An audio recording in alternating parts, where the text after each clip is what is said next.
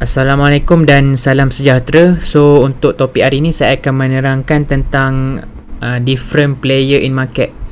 Okay, so kita tahu market ni adalah salah satu tempat di mana ibaratkan macam pasar, tempat orang berdagang kan.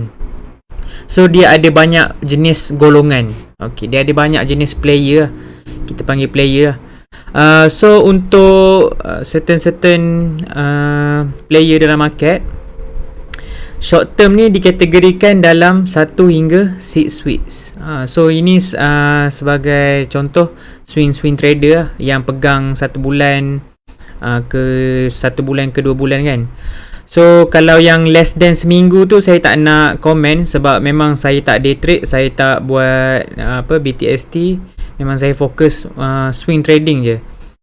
Sebab itu apa yang saya practice dan saya banyak backtest. Saya tak fokus benda lain. So next is intermediate term. Intermediate term ni selalunya kita panggil position trader ataupun trend trader lah. So dia akan hold the whole trend walaupun ada pullback yang pullback ke moving average yang besar-besar macam MA50, tapi diorang still hold sampai habis dia punya stage 2 punya area. Okay, itu more position trader lah. Basically position trader ni dia holding period dia lebih lama daripada swing trader. Swing trader ni lebih kepada kita nak cash reversal, and then bila ada strength kita jual masa strength lah, ataupun weakness. So swing trader ni lebih kepada kita nak cash gain 10 ke 30%. Itu adalah swing trader. So long term 4 month to 12 month ni selalunya basically position trader juga. So dia less than 1 year dia hold. So kalau intermediate term dengan long term ni lagi lama kita punya holding period. So kita kena ada tambahan kajian fundamental analysis lah. Kita tak boleh based on technical analysis saja. Tapi kalau untuk pembelian ataupun entry, kita perlu utamakan technical analysis. And then investor adalah golongan yang lebih daripada setahun, macam Warren Buffett ataupun George Soros semua kan. So kebanyakannya yang pegang hold ada big capital, ada capital punya leverage, diorang akan pegang lebih daripada setahun lah. So golongan-golongan macam ni selalunya diorang lebih kepada value company. Diorang tahu the story behind the company. So itu ada a few lah yang bagus saya tengok dari segi kalau dekat from kawan-kawan Twitter, Najib, Izzuddin. So itu adalah orang-orang yang boleh belajar lah pasal value investing ni. Saya tak nak sentuh sebab itu bukan kepakaran dan saya tak praktikkan.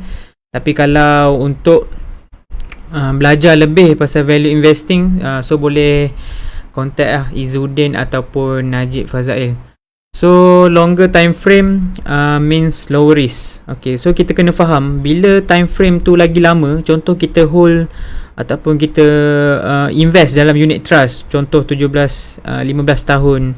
So dia sebenarnya lower risk, lagi tinggi lah. So kalau short term trading sebenarnya lagi high risk.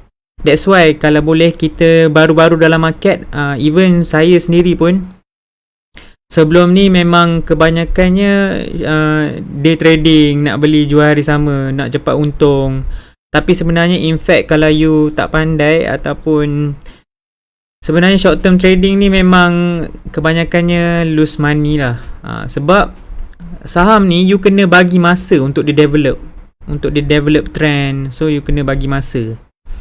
So I think macam kalau macam position trader terlampau lama pula. So saya rasa macam in between yang just nice is swing trading dengan swing trading lah. Sebab tu saya pilih swing trading. And then kebanyakan macam US Investing Championship pun kebanyakan yang top adalah swing trading lah. Macam Oliver Kell, Mark Minervini, Mark Caruso. So kebanyakannya adalah swing trading lah. And then know your personality and lifestyle. Okay, ini kena faham. So kita kena, bila trading ni kita kena ada self awareness. Okay, kita kena ada self awareness dan juga kita kena tahu lifestyle kita macam mana. Ada orang dia kerja busy. Okay, ada orang dia kerja busy, kerja shift. Macam kawan ada yang kerja doktor kan, houseman, memang tak sempat lah nak tengok market sangat kan. So kita boleh beli, kita kena prefer lah. Kalau you jenis macam busy, you boleh beli counter-counter yang dekat dengan MA50. So you tak payahlah nak masuk breakout. So you beli on pullback lah. So you kena tahu dari segi lifestyle you, and then you punya personality you jenis macam mana. So you kena try banyak benda lah. That's why bila belajar tu belajar tu tak pernah habis. Saya pun keep on learning. Saya dah belajar dengan ramai orang. Saya belajar from many books. Sebab kita tak tahu apa yang kita tak tahu. So kita first thing kita kena tahu apa yang kita tak tahu dulu. So kita and then bila saya belajar tu, okay, saya baru nampak ada O'Neil punya style, ada Wyckoff punya style, ada Livermore punya style. Lepas tu ada value investing, ada momentum trader, ada swing trader, ada position trader. So ada banyak jenis lah. So you just learn, and then tak perlulah nak compare knowledge orang ni lagi power ke tak. Sebenarnya semua sama je. Yang penting kita kena keep on learning. Okay, kita keep on learning, and then kita kena tahu personality kita ni macam mana. So kita kena ada self awareness lah. And then lifestyle kita jenis yang relax ke, ada yang jenis relax boleh lah nak main short term kan, yang jenis kerja sendiri ke. Okay, so kita kena tahu benda tu lah.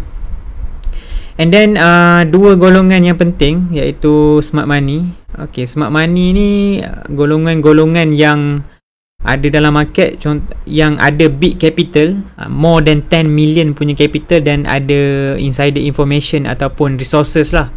So dia orang tahu kat mana apa.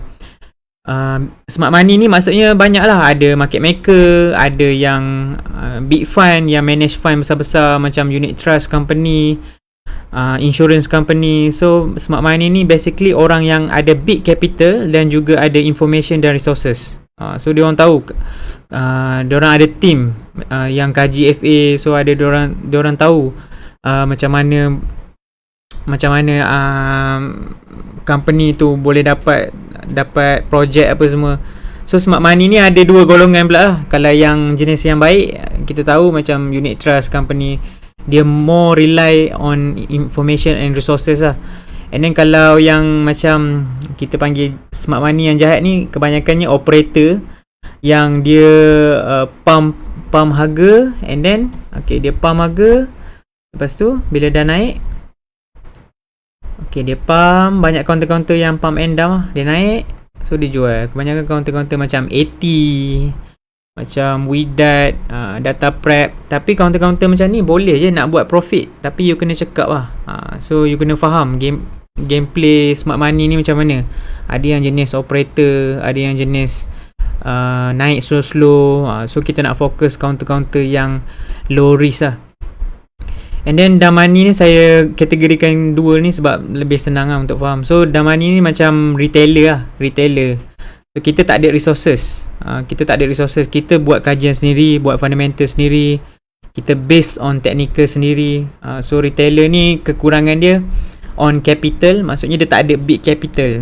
So kalau 1 to 3 million, less than 10 million sebenarnya kecil je, memang tak boleh gerakkan market pun.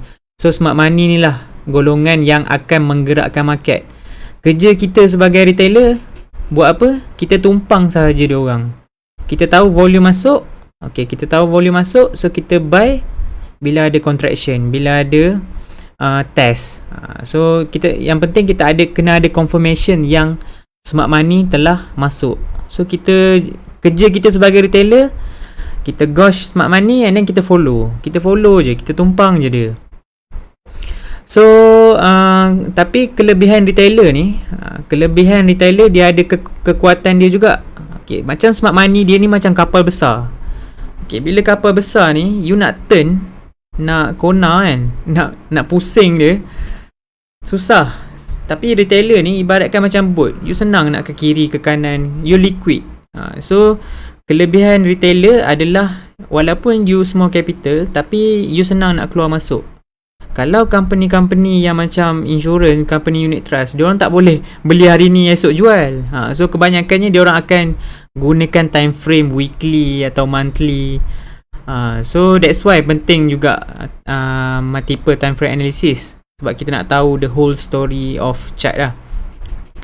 So kita ada kekuatan kita kalau dengan kita ada ilmu betul, and then kita practice. After 3 years, 4 years, InsyaAllah memang akan okay lah.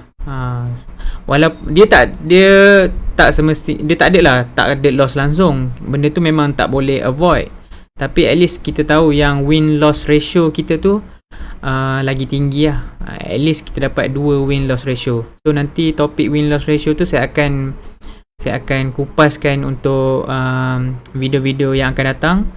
So itu adalah, so hari ni adalah topik different player in market. Saya summarizekan. So ada short term, intermediate term, long term dan investor. Longer time frame means lower risk. So kita kena tahu lah, lagi lama time frame, risk kita lagi low. And then kena tahu personality dan lifestyle. And then ada 2 golongan kat dalam market, smart money. Smart money terbagi kepada 2, ada yang baik, ada yang jahat, dan juga dumb money. So itu saja untuk perkongsian hari ni, different player in market. That's all from me. Thank you so much. Assalamualaikum.